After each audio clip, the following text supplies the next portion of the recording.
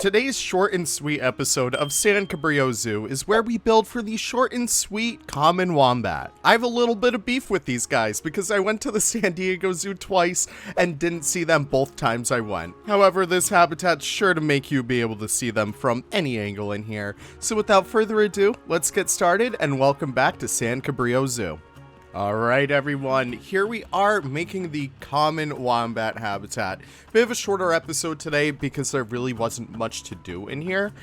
Essentially what I love about my building process is that once I start building, I start to make things easier for myself later down the line, and that results in habitats getting made at like twice the speed as usual. So like total build time for this habitat was just under an hour, I would say. And it's so funny looking at the Tasmanian devil habitat because all the footage for that totaled to be around 1 hour. I had to cut some stuff, but it's kind of funny how it worked out being like that. I don't know. I just find it quite humorous. So without further ado, we are building in this little intermediary period in between the Tasmanian devils and the koalas. So this is our second animal technically on the path. And yeah, they just have this nice little corner back in here. I have some really fun ideas for that middle section over there. We'll get into that in the next episode, I presume. I haven't done any more building beyond this as of now. It's been a little bit hectic in my life as of late. But for the time being, I hope you guys appreciate kind of like all this stuff we've been doing in San Cabrillo, all this stuff we've been doing in Planet Zoo. Really fun stuff. So I'm kind of laying out the habitat right here. I put down a full layer of grass so I could just get a nice clean palette, and I get started mixing in the rest of the terrain paints in here. I'm using like pretty much all the terrain paints at my disposal. I use the rock texture to get like this nice deep brown, and I mix that with the dirt and sand textures to make it actually look like darker dirt. I think that gives a really good effect that, I don't know, I just really like.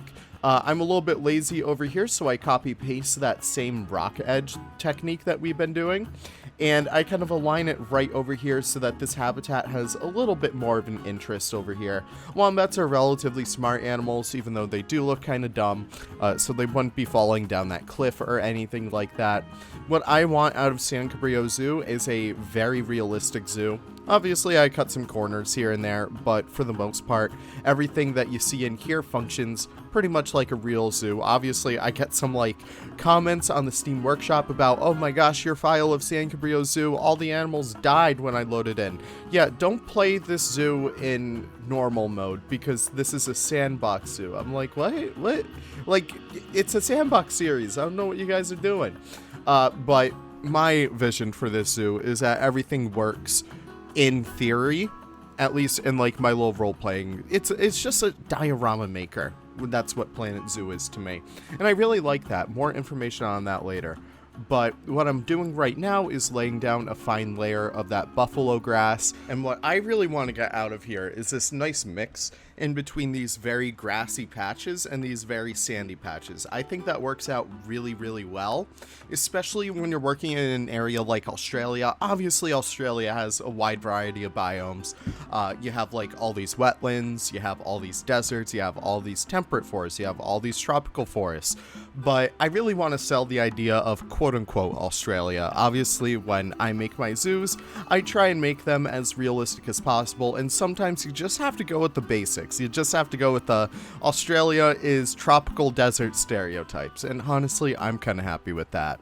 What I'm using in here is a mix of these stalactite rocks. I think that they work extremely well, especially for a section like this.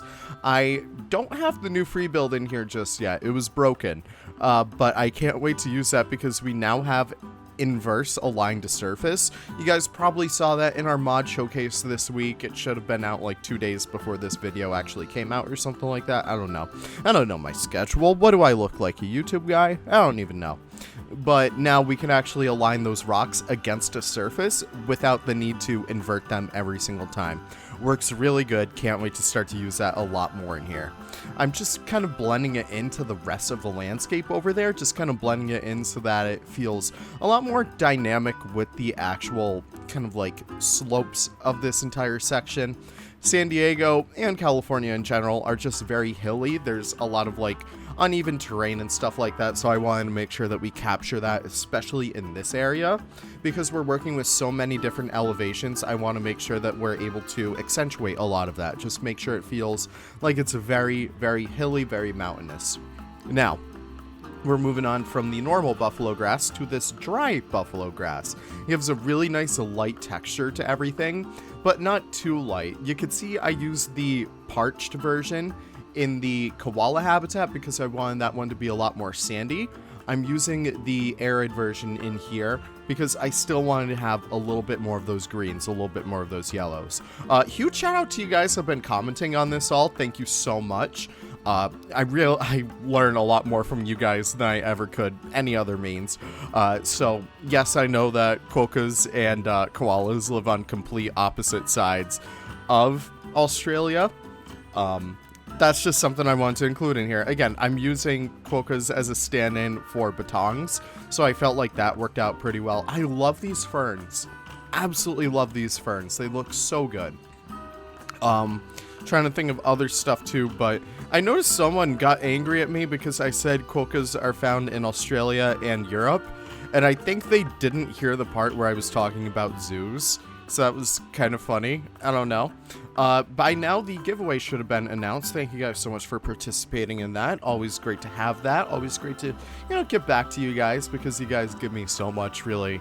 And yeah, that's really it, I guess, for updates. I don't know, I'm just really glad that you guys are enjoying everything in here so far. We have a lot of really, really fun things coming to this Australia section. I can't wait to show you guys what Nick and I have been dreaming up, and Wyatt Andrews' workshop. That guy has been helping me out a lot more too, with the upcoming edits to be made to here. You guys might have already seen some spoilers either in Bro Nation or on Reddit, where I've been kind of slowly but surely teasing out the new branding of the koala habitat. Really, really super fun over there. Also adding a whole bunch of other things in here, like the rocks. The faux rocks are incredible for stuff like this. They really help sell a habitat for being a lot more rocky and a lot more dynamic. It just looks so good, and it's so incredible how much that little thing adds to an entire habitat overall. Just really good stuff in there. What I also do throughout here as well is add a whole bunch of these decals. I've been trying to do this a lot more as of late. Admittedly, I didn't really do it too much in the last few habitats in here, but it really helps to give the effect of, I don't know, a lot more sandy, a lot more gravelly kind of habitats, which is kind of what the wombat prefers. Obviously, they have their burrows in there, but they also have a good amount of area to crawl around in, like you see right here in our lovely cinematics. Thank you guys so much for stopping by. Really do appreciate it. I know it's a little bit of a shorter episode today. I hope the cinematics make up for that. I'm planning a really fun habitat coming up, and yeah, after that, platypuses, and then we should be all set for Australia predominantly. I have some other things I want to sneak in here, but we'll get to that later. Thank you guys once again for stopping by for San Cabrillo Zoo, and I'll see you guys all in the next episode. Take care, and bye-bye.